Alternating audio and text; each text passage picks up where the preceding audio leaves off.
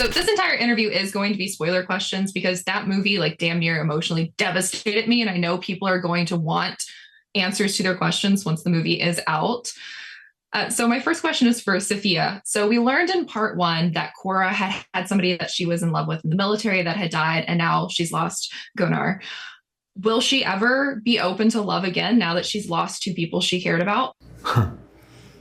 I think yes, she has to. She's. What?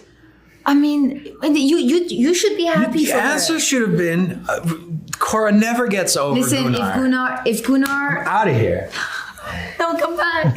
if Gunnar from heaven would want that for Kora. Yes, Let me yes. tell you the truth, because Of course. he's that good of a man. Yeah. He's yeah, I think she would 100% be open to love again, and she's learned that now. I love that. Michiel, did you know that this was going to happen to Gunnar before part two, or was this kind of part of the sell when Zack was pitching the idea to you?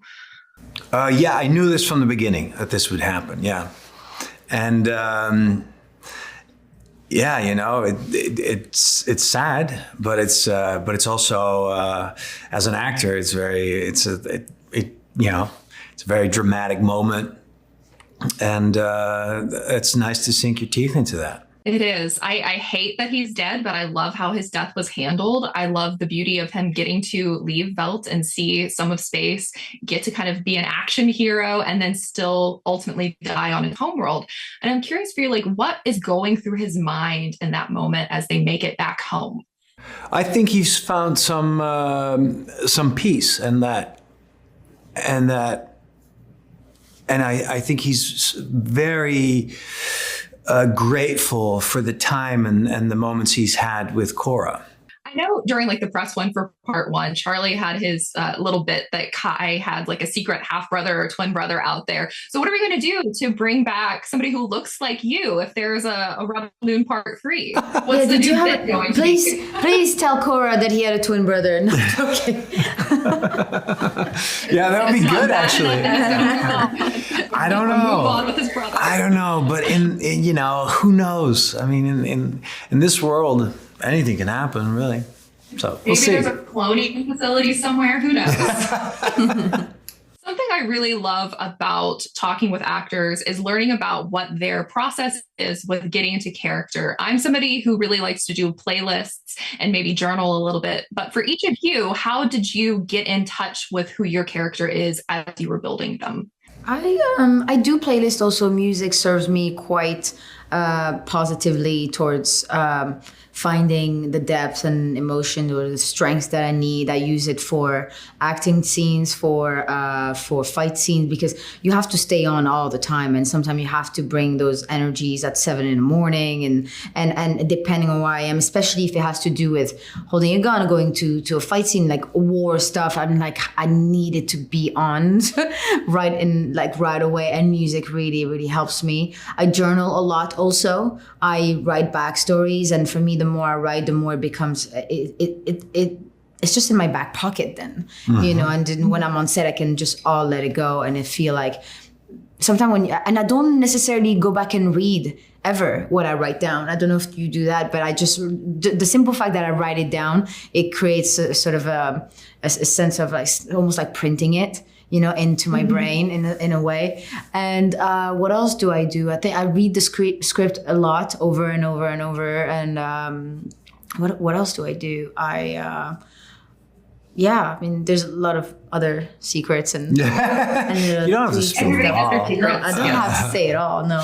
You know, I for this one, I mean, Gunnar is maybe perhaps the most regular guy out of the whole ensemble. So I didn't have that much trouble, like sort of identifying with him. I focused on understanding all the farming that we had to do because I thought, okay, that's his forte.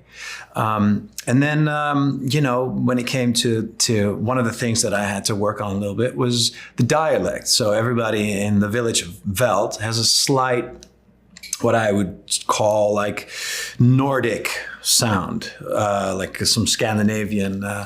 And I listened to different interviews and podcasts with and like sound samples of Mads Mikkelsen, and like in his like the way he sounds when he's not working.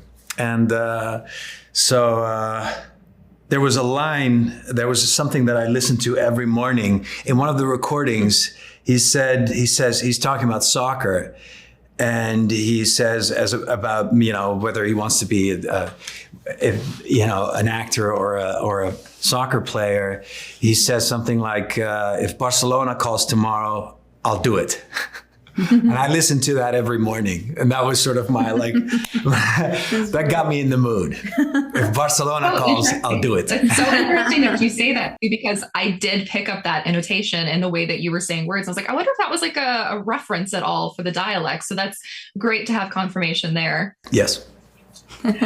I'm really personally excited to see the extended cut of both part 1 and part 2, but are there specific moments that we see in part 2 that you're excited for fans to see, like the extended cut of those moments? I mean, in the extended cut, I think it's not so much the length in which you will experience some scenes.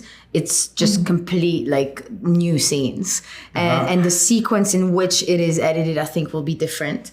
And you will get to find out more like in depth about what the Imperiums is like and what people in Veldt are like and their dynamic. It's like you really go at it with a thin brush and understand the world a lot more. Michiel, for you, is there any moments with Gunnar that you'd like fans to be excited to see more of in the extended cut? No, I like the way Sofia put it.